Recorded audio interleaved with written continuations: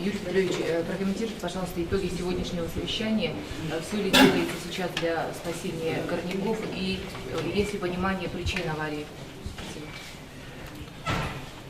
Самая главная задача, которую мы сейчас видим, это постараться спасти людей. Поэтому спасательные работы продолжаются, и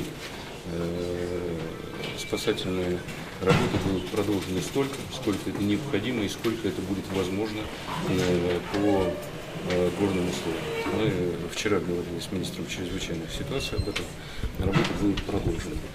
Сегодня спасатели говорят о том, что по разным горизонтам они от 1,5 до 3,5 суток надеются выйти на те зоны, где предполагается местонахождение людей, которые сейчас пропали без вести.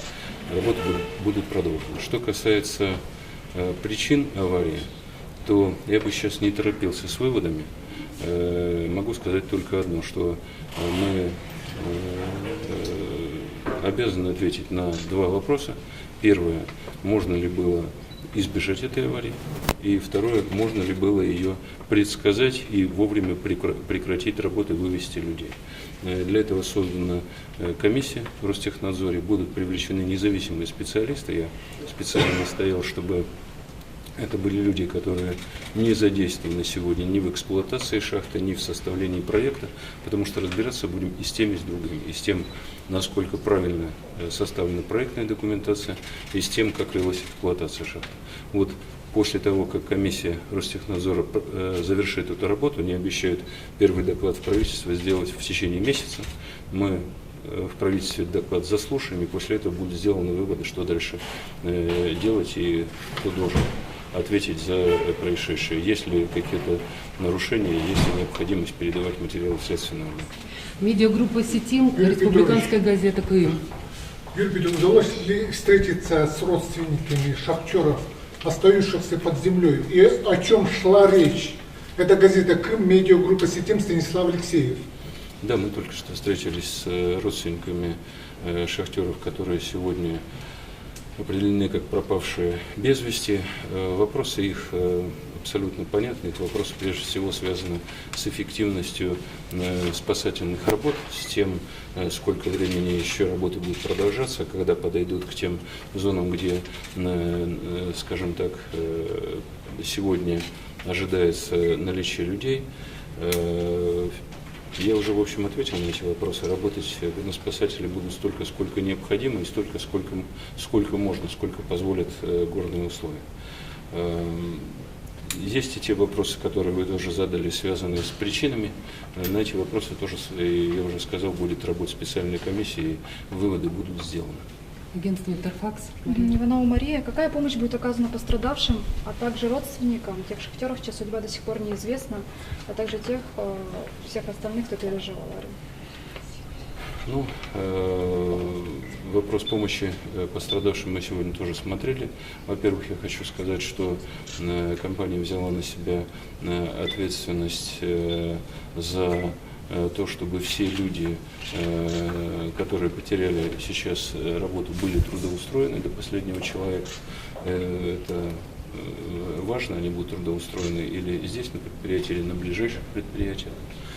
Кроме того, будет оказана помощь, она такая комплексная, состоит из помощи и руководства республики, и предприятия, ее цифры и прочее я сейчас доводить, наверное, не буду, не совсем правильно. Вот, Егоров, наш руководство компании, об этом скажет, но все необходимое для того, чтобы оказать материальную помощь, будет сделано. Мы сегодня, конечно, больше сконцентрированы на том, чтобы провести все необходимые работы, постараться спасти людей, потому что никакими деньгами человека не заменишь.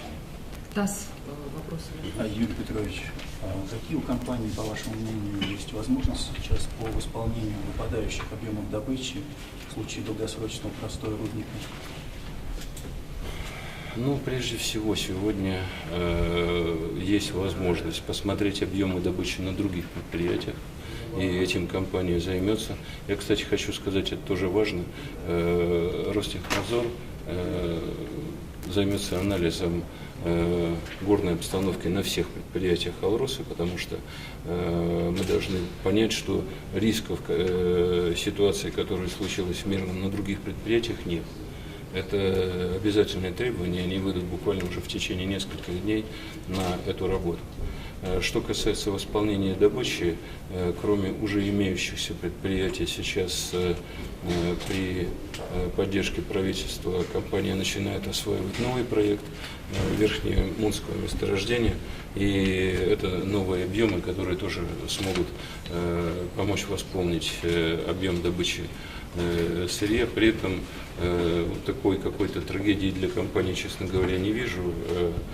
Компания наращивает в год добычи больше, чем выпадающая добыча от месторождения в Мирном. Поэтому компания точно сохранит финансовую устойчивость и будет дальше работать и заботиться о людях. Единственное, надо учесть ту ситуацию, которая случилась, и проверить, насколько соблюдается техника безопасности при реализации всех проектов. Коллеги, вопрос от газеты «Якутия», республиканской газеты «Якутия». Газета «Якутия», Егор Афанасьевич. Скажите, какая работа проводится республикой и какая будет поддержка со стороны органов власти республики? Вы имеете в виду родственников? И родственникам, ну вообще... На сегодня, конечно, этот случай нам дает все-таки возможность проверить и другие предприятия республики, которые занимаются добычей полезных ископаемых по обеспечению безопасности. Это во-первых. Во-вторых, мы сегодня, что касается непосредственно Мирного, то вы знаете, в городе Мирном была объявлена чрезвычайная ситуация. Это моногород, поэтому мы очень заинтересованы, чтобы последствий таких больших не было с точки зрения именно социального плана.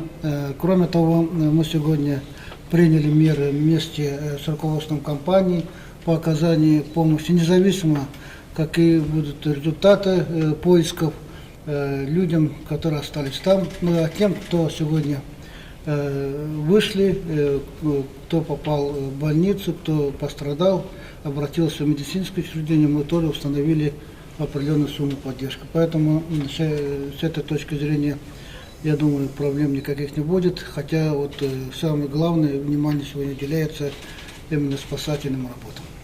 Но что касается в целом деятельности компании, мы уже обсуждали с руководством компании, как дальше будет двигаться, как будет развиваться.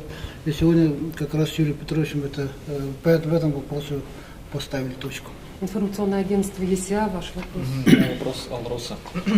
Многих волнует вопрос трудоустройства работников рудника на период простоя. Что компания может сказать по этому поводу? На сегодня создана специальная комиссия.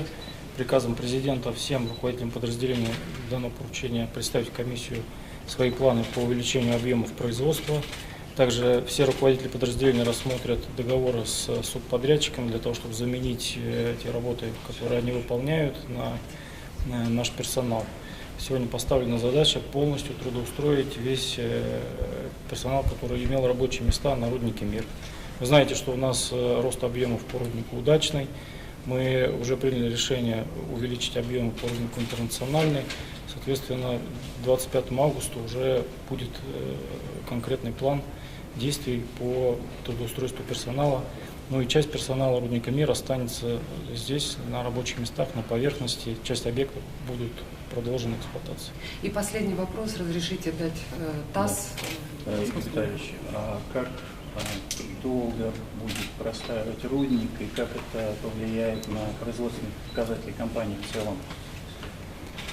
Сейчас достаточно сложно конкретно отвечать на этот вопрос. Сначала надо сделать анализ ситуации, выяснить причины и, соответственно, после этого уже разрабатывать конкретные мероприятия. Как Юрий Петрович уже сказал, мы планы текущего года не корректируем. Это мы будем восполнять за счет других месторождений. В следующем году за счет введения новых месторождений, наращивания объемов добычи на месторождениях других горно-обогатительных комбинатов постараемся восполнить на период восстановления рудника нашу алмазодобычу. Спасибо большое. Еще последний вопрос буквально. У вас план по продажам на 2017 год. Раньше был 39 миллионов карат. Вы их будете пересматривать?